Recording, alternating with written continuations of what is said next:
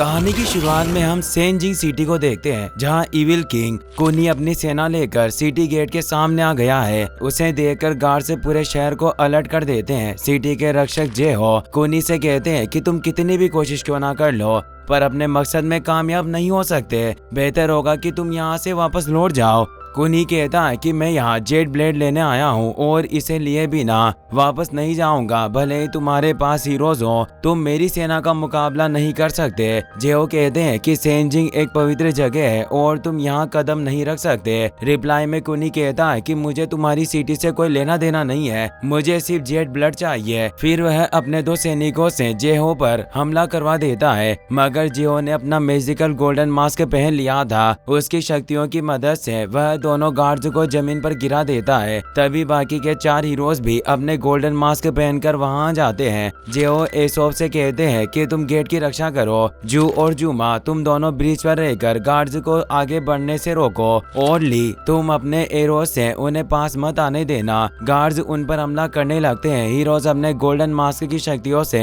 Guards की हालत खराब कर देते हैं। गार्ड्स उनका मुकाबला नहीं कर पाते और हारने लगते हैं। कुनी कुछ रहस्यमयी मंत्र पढ़कर एक स्टेचू को खतरनाक बिस्ट में बदल देता है। जुमा जू से कहता है कि इस बिस्ट को हराने के लिए तुम्हें ड्रैगन का रूप लेना होगा, लेकिन जू डर रहा था और उसने ड्रैगन बनने से मना कर दिया। हीरोज बिस्ट पर हमला करते हैं। कुनी अपने फ्लाइंग टाइगर युनकी से भी हीरोज पर हमला करवा दिया। ली को बचाते हुए जेहो ने युनकी को दूर कर दिया, मगर वो खुद बिस्ट के हमले से नहीं बच सके। बिस्ट ने उन्हें बुरी तरह से घायल कर दिया। ली बिस्ट के मुंह पर हमला करके उसे दूर करती है और जेहो को संभालती है। वो कहते हैं कि मेरी फिक्र करने की जरूरत नहीं, तुम कुनी को रोको। ली हीरोज के साथ मिलकर बिस्ट का ध्यान भटकाने लगती है। मौके का फायदा उठाकर जेहो अपने पावर का इस्तेमाल करके बिस्ट को जमीन पर पटक देते हैं, जिससे वो दोबारा स्टेचू में बदल जाता है। कुनी भी अकेले हीरोज को नहीं हरा सकता था, इसीलिए वह अपनी आर्मी लेकर वहां से चला जाता है। बिस्ट के हमले की वजह से जेहो की हालत बहुत बिगड़ जाती है। वो ली से कहते हैं कि अब मैं जिंदा नहीं बच पाऊंगा, तुम्हें गोल्डन मास्क का दूसरा मालिक ढूंढना होगा। यह कहकर उनकी डेथ हो जाती है। वो ली के पिता थे, जिससे ली को बहुत अफसोस होता है और वह रोने लगती है। हीरोज भी इससे काफी दुखी होते हैं। ली सेंजिंग सिटी के किंग यूफू के पास जाकर पूछती है कि फादर एक बहादुर योद्धा थे, पर अब मैं उनके जैसा योद्धा कैसे ढूंढूंगी। किंग यूफू कहते हैं कि तुम्हें किसी को ढूंढने की जरूरत नहीं, गोल्डन मास्क खुद अपना मालिक चुन लेता है, तुम्हें बस उसे सेंजिंग दुई सिटी लेकर जाना होगा। ली एक मैजिकल पोर्टल की मदद से अमेरिका की एक सिटी में आ जाती है। वह गोल्डन मास्क का नया मालिक ढूंढने के लिए इधर उधर घूमने लगती है। चार्ली भी उसी सिटी में रहता था। उसकी कोई फैमिली नहीं थी और वो चोरी करके अपना गुजारा करता था। उसे एक आदमी के हाथ में सोने की घड़ी दिखाई देती है और वो चालाकी से टकराकर वो घड़ी चुरा लेता है, मगर वो घड़ी नकली निकलती है। चार्ली उसे डस्टबिन में फेंक कर आगे बढ़ जाता है। वो एक गोल्डन शॉप के पास जाकर उसमें चोरी करने की सोचता है, लेकिन तभी थर्मन ने उसे पकड़कर गाड़ी के अंदर फेंक दिया। गाड़ी में चार्ली का सौतेला अंकल रिजो था। वो कहता है कि तुमसे बहुत दिनों से मुझसे बात नहीं की और न ही पैसे भेजे। मैंने तुम्हारा ध्यान रखा और तुम्हें इन गलियों में जीना सिखाया। जब भी पुलिस ने तुम्हें पकड़ा, मैं भी तुम्हें छुड़ा कर लाया। अब तुम्हें उन सब एहसानों का बदला चुकाना होगा। चार्ली कहता है कि मैं तुम्हारे लिए चोरी करते हुए जेल गया था, तो मुझे छुड़ाना तुम्हारा काम ही था, और वैसे भी हम कोई परिवार नहीं है। मैं जल्दी से तुम्हारे एहसानों का बदला चुका दूंगा। रिजो उसे गाड़ी से बाहर फेंक देता है, पर चार्ली ने उसके जूते चुरा लिए थे, इसीलिए थर्मन उसे पकड़ने के लिए उसका पीछा करने लगता है। चार्ली चालाकी से जूतों को डस्टबिन में डालकर भाग जाता है, मगर थर्मन को इसका पता नहीं चलता और वो उसका पीछा करता रहता है। चार्ली ने जिस आदमी की घड़ी चुराई थी, उस आदमी ने पुलिस में उसकी शिकायत कर दी थी। चार्ली गलती से उसी आदमी से टकरा जाता है। वह आदमी उससे अपनी घड़ी के बारे में पूछता है, मगर चार्ली वहां से भाग जाता है। अब पुलिस ऑफिसर और वो आदमी थर्मन के साथ मिलकर चार्ली का पीछा करने लगते हैं। ली भी उसी जगह पर गोल्डन मास्क के अगले मालिक को ढूंढ रही थी। चार्ली के पास आने पर मास्क चमकने लगता है। ली को भरोसा नहीं होता कि गोल्डन मास्क एक चोर को अपना मालिक चुन रहा है, पर उसके पास कोई और रास्ता नहीं होता।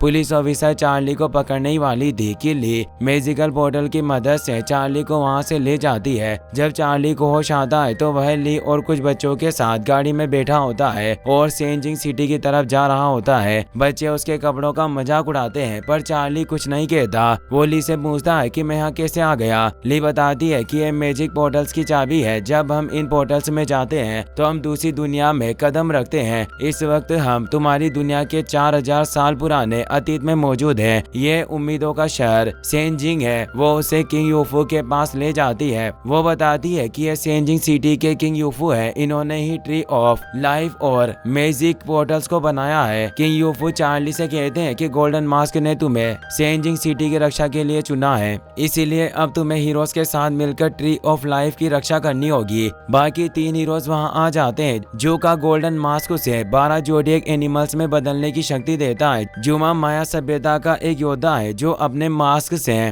पोक टोक बॉल्स को दिमाग से कंट्रोल कर सकता है। एसोप जो एटलांटिस सिटी से आया है, गोल्डन मास्क की मदद से उसकी ताकत 2 गुनी हो जाती है और ली गोल्डन मास्क की मदद से दुनिया की सबसे खतरनाक आर्चर बन गई है। किंग यूफू चार्ली से कहते हैं कि कोनी सेंजिंग सिटी को बर्बाद करके ट्री ऑफ लाइफ को पाना चाहता है, क्योंकि मैजिक पोर्टल्स की चाबी ट्री ऑफ लाइफ की पत्तियों से बनती है। अगर वो यहाँ आ गया तो उसे जेट ब्लेड मिल जाएगी। चार्ली जेट ब्लेड के बारे में पूछता है। किंग यूफू बताते हैं कि जेट ब्लेड सबसे ताकतवर हथियार है और कुनी को जेट ब्लेड हासिल करने में सिर्फ 5 हीरोज ही रोक सकते हैं। चार्ली पूछता है कि यहाँ तो सिर्फ 4 ही हीरोज हैं, 5वां हीरो कहाँ है और आप उसकी जगह मुझे क्यों देना चाहते हैं। ली बताती है कि 5वें हीरो मेरे फादर थे, पर कुनी से लड़ते हुए उनकी डेथ हो गई और अब उनकी जगह तुम्हें लेनी होगी। किंग यूफू कहते हैं कि अगर कुनी को नहीं रोका गया तो सेंजिंग के साथ पूरी दुनिया को बर्बाद कर देगा। तुम्हें सोच समझकर फैसला लेना होगा। क्या तुम ये जिम्मेदारियां निभा सकते हो। चार्ली तुरंत गोल्डन मास्क के हीरो बनने से मना कर देता है। किंग यूफू उसे समझाने की कोशिश करते हैं पर वह टेंपल से निकलकर सिटी की तरफ चला जाता है। ली किंग यूफू से कहती है कि मैंने आपसे पहले ही कहा था कि चार्ली कोई हीरो नहीं है। गोल्डन मास्क ने अपना मालिक चुनने में गलती कर दी। किंग यूफू कहते हैं कि मास्क ने कोई गलती नहीं की है। तुम्हें चार्ली को मास्क की शक्तियों को काबू करना सिखाना होगा ताकि वो तुम्हारे पिता की कमी पूरी कर सके।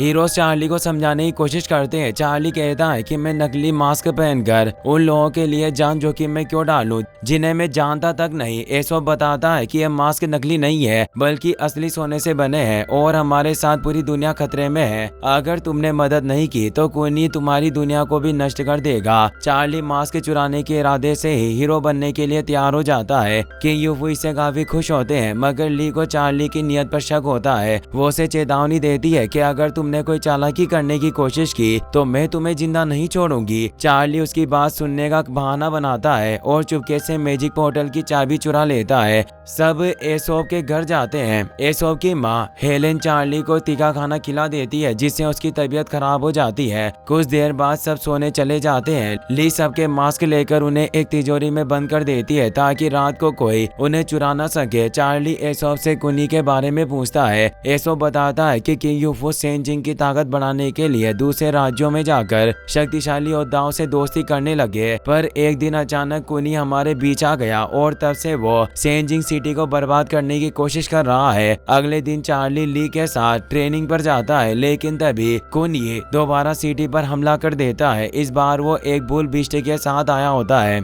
हीरोज मिलकर उस पर हमला करते हैं पर बुल उन्हें हराकर सिटी के अंदर घुस जाता है। चार्ली गोल्डन मास्क की शक्ति का इस्तेमाल नहीं कर पा रहा था, इसीलिए एक लाल कपड़े की मदद से बुल का ध्यान अपनी तरफ खींच लेता है। लाल कपड़ा देखकर बुल गुस्से में चार्ली पर हमला करता है, मगर चार्ली चालाकी से वह कपड़ा उसके मुंह पर डाल देता है जिससे वो सिटी गेट से बाहर निकलकर कुनी की तरफ भाग जाता है। कुनी के पास कोई रास्ता नहीं बचता, इसीलिए वो बुल को फिर से स्टेचू में बदल देता है और उसे लेकर जाने लगता है, लेकिन चार्ली गोल्डन मास्क की मदद से स्टेचू उससे छीन लेता है। कुनी अकेले हीरोज का मुकाबला नहीं कर सकता था, इसीलिए वह वहां से भाग जाता है। सेंजिंग के लोग चार्ली की बहादुरी की खूब तारीफ करते हैं और उसके लिए तालियां बजाते हैं क्योंकि उसकी वजह से सबकी जान बच गई थी। रात को सब खाना खा रहे होते हैं, लेकिन चार्ली तिजोरी तोड़कर गोल्डन मास्क चुराने की योजना बना रहा होता है। तभी हेलेन आ जाती है और पूछती है कि तुम सबके साथ खाना क्यों नहीं खा रहे। चार्ली कहता है कि मेरा कोई परिवार नहीं है, मैं हमेशा से अकेला रहा हूँ, मुझे लोगों के साथ रहना पसंद नहीं।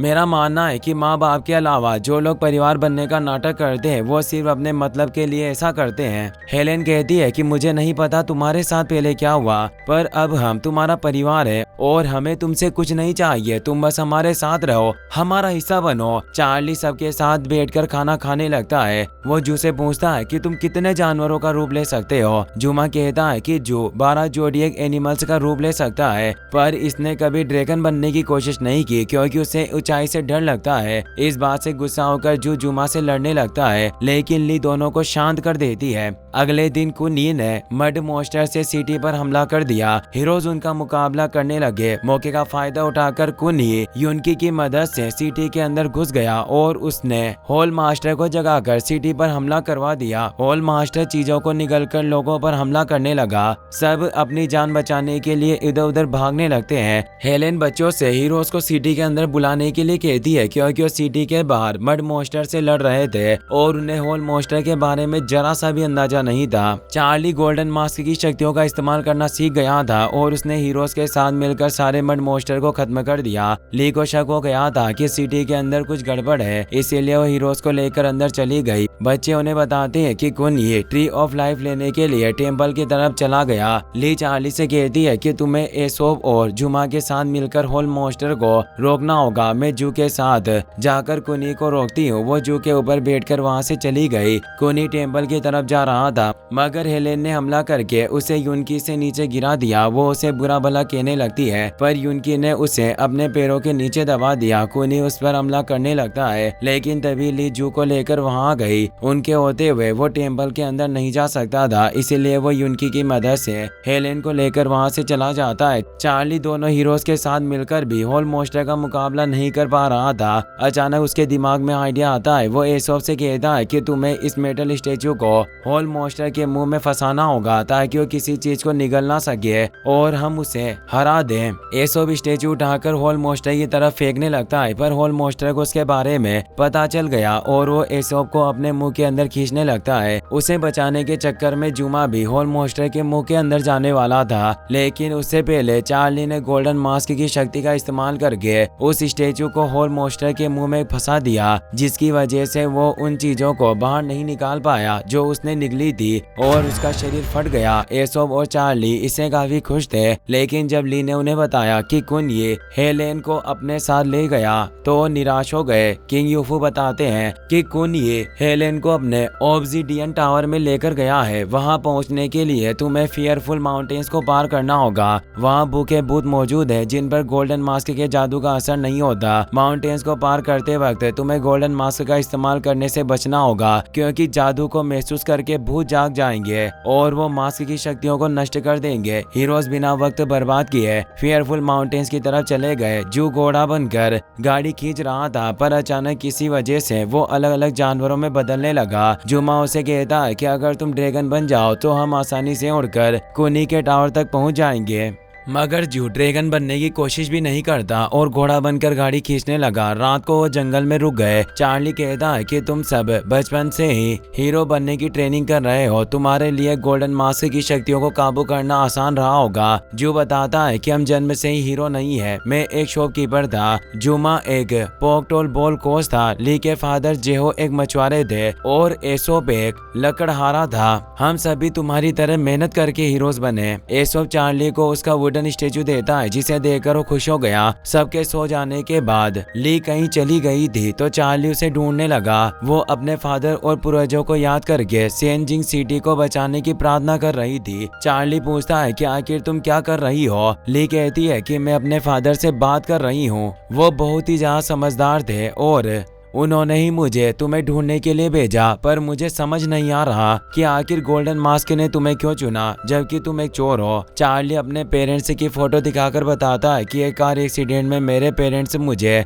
बचाते हुए मारे गए। उनके मरने के बाद मैं बहुत परिवारों का हिस्सा बना, मगर आखिर में मुझे समझ में आ गया कि मैं अकेले ही खुश रह सकता हूँ, पर कभी भी मुझे ऐसा लगता है कि मुझे परिवार की जरूरत है। मैं समझ नहीं पा रहा मुझे अकेले रहना चाहिए या नहीं। अगली सुबह वो सब आगे बढ़ गए। वो फियरफुल माउंटेन्स के पास पहुंच गए थे, इसीलिए ली पांचों मास्क लेकर उन्हें तिजोरी में बंद कर देती है। जो इंसान बन चुका था, इसीलिए एसोप गाड़ी लेकर आगे बढ़ता है। वो एक गांव में पहुंचते हैं जहां कुनी के गार्ड से लूटपाट कर रहे थे। हीरोज उनकी मदद करना चाहते थे, पर ली ने मास्क का इस्तेमाल करने से मना कर दिया। वो चार्ली को तिजोरी की रक्षा के लिए छोड़कर बाकी हीरोज के साथ गांव वालों की मदद के लिए चली गई, मगर बिना मास्क के वो ज्यादा कुछ नहीं कर सके और गार्ड्स ने उन्हें पकड़ लिया। लालच में आकर चार्ली तिजोरी लेकर वहां से भागना चाहता था, पर उसने अपने दोस्तों को खतरे में देखकर उसने अपना मन बदल लिया। वो अपने मास्क की शक्तियों का इस्तेमाल करके कुनी के गार्ड्स को हरा दिया। सब गाँव वाले और हीरोज चार्ली की तारीफ करके उसका शुक्रिया अदा करने लगे, पर ली इससे जरा भी खुश नहीं था। तभी गोल्डन मास्क की शक्तियों को महसूस करके भूत वहां गए। हीरोज वहां से दूर भागने लगे और कुनी भी यूएनकी पर बैठकर वहां गया था। हीरोज को खतरे में देखकर उसे बहुत खुशी होती है। एसोप गाड़ी लेकर भाग रहा था, पर उसका एक पहिया टूट गया। एसोप गाड़ी को भूतों के ऊपर फेंककर मास्क की तिजोरी लेकर भागने लगा। वो बादलों के समुद्र में पहुंच चुके थे। हीरोज फ्लाइंग बोट में बैठ गए थे, पर एसोप को भूतों ने पकड़ लिया। चार्ली अपनी शक्तियों का इस्तेमाल करके एसोप को भूतों के बीच से निकाल देता है, पर तिजोरी वहीं छूट गई और कुनी ने उसे ले लिया। रात होते ही बादलों के समुद्र में होल बनने लगे। अगर हीरोज की बोट होल के अंदर चली गई तो वो सीधे जमीन पर जाकर गिरेंगे और उनकी मौत हो जाएगी। उनकी बोट एक बहुत बड़े होल के अंदर गिरने लगती है, मगर एसोप ने जोर जोर से चप्पू चलाकर बोट को होल से बाहर निकाल दिया, जिससे उनकी जान बच गई। लगातार सफर करने के बाद अगले दिन वो ऑब्सिडियन टावर में पहुंच गए। वहाँ हेलेन को बांधा हुआ था। एसोप और चार्ली उसे खोलने लगते हैं। ली कहती है कि यह कोई जाल हो सकता है, हमें संभल कर रहना होगा, वरना कुनी को हमारे बारे में पता चल जाएगा। तभी गार्ड्स ने वहां आकर उन्हें घेर लिया। कुनी कहता है कि मुझे यकीन नहीं हो रहा कि तुम अपने मास्क के बिना हेलेन को बचाने के लिए मेरे टावर तक चले आए। इसके साथ मुझे उम्मीद नहीं थी कि तुम्हारे बीच एक गद्दार छिपा होगा। ली उस गद्दार के बारे में पूछती है। कुनी चार्ली से पूछता है कि मुझे बताओ कि तुम हेलेन को बचाने के लिए यहाँ आए थे या उन गोल्डन मास्क को चुराने। चार्ली मान जाता है कि वो मास्क चुराने की कोशिश कर रहा था। ली कहती है कि इसका मतलब तुमने हमारी मदद करने के लिए अपना मास्क तिजोरी से नहीं निकाला, बल्कि तुम उन्हें चोरी करना चाहते थे। मैं शुरुआत से ही जानती थी तुम्हारे जैसा चोर कभी एक हीरो नहीं बन सकता। चार्ली उसे समझाने की कोशिश करता है कि मैं शुरुआत में मास्क चुराने के बारे में सोच रहा था, पर तुम्हें खतरे में देखकर मैंने अपना मन बदल लिया। कुनी ने गार्ड्स से उन पर हमला करवा दिया। बिना मास्क के ली और बाकी हीरोज कुछ नहीं कर पाते और गार्ड्स ने उन्हें पकड़ लिया। चार्ली अकेला बचा हुआ था। उसके पास मास्क और मैजिक पोर्टल की चाबी थी। उसे समझ में आ चुका था कि वो अकेले गार्ड्स का मुकाबला नहीं कर सकता, इसीलिए वो मैजिक पोर्टल खोलकर उसके अंदर चला गया। सब इससे काफी हैरान थे। उन्हें यकीन नहीं होता कि चार्ली उन्हें छोड़कर चला गया। एसोप को इससे काफी बुरा लगता है और वो गार्ड्स को धक्का मारकर पोर्टल के अंदर चला गया। चार्ली अपने कमरे में आ गया। वो गोल्डन मास्क फेंककर आराम करने लगता है, मगर रिजो पहले से वहाँ मौजूद था। चार्ली वहां से भागने की कोशिश करता है, पर थर्मन उसके सामने आ गया। वो गोल्डन मास्क रिजो को दे देता है। चार्ली मास्क लेने की कोशिश करता है, पर रिजो ने उसे अपने पैरों के नीचे दबा दिया। चार्ली कुछ नहीं कर पा रहा था। तभी एसोप वहां आ गया। वो रिजो के मुंह पर मुक्का मारकर उसे बेहोश कर देता है। यह देखकर थर्मन चुपचाप वहां से भाग गया। चार्ली एसोप को गले लगाकर रोने लगता है। एसोप उसे कहता है कि कोई भी हमेशा तुम्हारे साथ नहीं रह सकता, पर मैं कोशिश करूंगा कि मैं तुम्हारे साथ रहकर तुम्हारी मदद करूं। तुम एक हीरो हो और तुम्हें एक परिवार भी मिल रहा है। अगर फैसला तुम्हारे हाथ में है, तुम अपने परिवार को बचाना चाहते हो या नहीं। चार्ली मदद के लिए तैयार हो गया। वो ऑब्सिडियन टावर पर जाकर हीरोज को पिंजरे से बाहर निकालने लगता है। ली उसे बुरा भला कहती है, पर चार्ली ने उसे समझाकर शांत कर दिया। वो गार्ड्स को चकमा देकर चारों हीरोज को उनके मास्क दे देता है। वो गार्ड से बचकर दूसरे कमरे में आकर गेट लगा देते हैं। ली कहती है कि भले ही हम केस से निकल गए, पर हम कुनी से पहले सेंजिंग सिटी नहीं पहुंच सकेंगे। चार्ली जिसे कहता है कि तुमने कभी ड्रैगन बनने की कोशिश नहीं की, क्योंकि तुम डरते हो कि कहीं नाकामयाब ना हो जाओ। पर आखिर अगर तुम कोशिश ही नहीं करोगे तो तुम्हें पता कैसे चलेगा कि तुम ड्रैगन बन सकते हो या नहीं। जो ऊंचाई से काफी डर रहा था, पर उसके बार बार कहने पर जो ड्रैगन बन गया। सब उसके ऊपर बैठकर सेंजिंग सिटी की तरफ चले जाते हैं। कुनी ने सेंजिंग सिटी में पहुंचकर मॉन्स्टर से सिटी पर हमला करवा दिया था। एक जायंट स्नेक बच्चों को खाने के लिए उनकी तरफ आने लगा। उससे बचने के लिए बच्चे एक गाड़ी में बैठकर भागने की कोशिश करते हैं, पर स्नेक उनके सामने आकर उन पर हमला करने लगता है। लेकिन तभी हीरोज वहां गए जो स्नेक को पकड़कर वहां से दूर ले गया। हीरोज साथ मिलकर मड मॉन्स्टर्स की हालत खराब कर देते हैं। यूनकी उन पर हमला करने के लिए आया, पर हीरोज ने उसे भी दूर कर दिया। वो कुनी को रोकने के लिए टेम्पल की तरफ चले गए। कुनी किंग यूफू को रस्सी से बांधकर मैजिक पोर्टल के पास चला गया। किंग यूफू पूछते हैं कि आखिर तुम अपने भाग्य के मुताबिक काम क्यों नहीं कर रहे, तुमने ये रास्ता क्यों चुना। कुनी मैजिक पोर्टल के अंदर से जेट ब्लेड निकाल कर कहता है कि भाग्य कमजोरों के लिए होता है, ताकतवर किंग अपना रास्ता खुद चुनते हैं और मैं अपना रास्ता खुद बना रहा हूँ। तभी हीरोज वहां गए। वो कुनी पर हमला करके उससे जेट ब्लेड छीनने की कोशिश करते हैं, मगर जेट ब्लेड की वजह से उसकी शक्ति काफी बढ़ चुकी थी और उसे उनके हमलों से कोई फर्क नहीं पड़ता। उसने हीरोज की हालत खराब कर दी। वो चार्ली से कहता है कि क्या तुम्हें समझ नहीं आ रहा है कि जब तक मेरे पास जेट ब्लेड है दुनिया की कोई भी ताकत मुझे नहीं हरा सकती। अब चुपचाप सारे मास्क मुझे ला कर दो, वरना मैं तुम्हें जिंदा नहीं छोड़ूंगा। चार्ली ने अपने दोनों मास्क कुनी के सामने फेंक दिए, पर उसने अपना मास्क नहीं फेंका। बाकी हीरोज को समझ नहीं आता कि आखिर चार्ली ऐसा क्यों कर रहा है। कुनी पांचवा मास्क ढूंढने लगता है। तभी चार्ली ने उस पर हमला कर दिया, जिसकी वजह से उसके हाथ से जेट ब्लेड गिर गई और हीरोज उसे पकड़ लेते हैं। चार्ली जेट ब्लेड लेकर कहता है कि तुमने मेरे परिवार को चोट पहुंचाकर बहुत बड़ी गलती कर दी, अब मैं तुम्हें नहीं छोड़ूंगा। वो जेट ब्लेड की मदद से मैजिक पोर्टल खोल देता है। कुनी उसे माफी मांगकर खुद को छोड़ने के लिए कहता है, मगर चार्ली ने उसे मैजिक पोर्टल के अंदर फेंक दिया ताकि वो दोबारा लौट कर ना आ सके। चार्ली जेट ब्लेड किंग यूफू को दे देता है। कुनी के जाने की खुशी में सेंजिंग सिटी के लोग जश्न मनाने लगे। चार्ली भी इससे काफी खुश था। किंग यूफू 5 हीरोज को उपहार देकर उनका शुक्रिया अदा करते हैं, जो ड्रैगन बनकर अपने दोस्तों को अपने ऊपर बिठाकर उड़ने लगा। इसी के साथ मूवी की हैप्पी एंडिंग हो गई।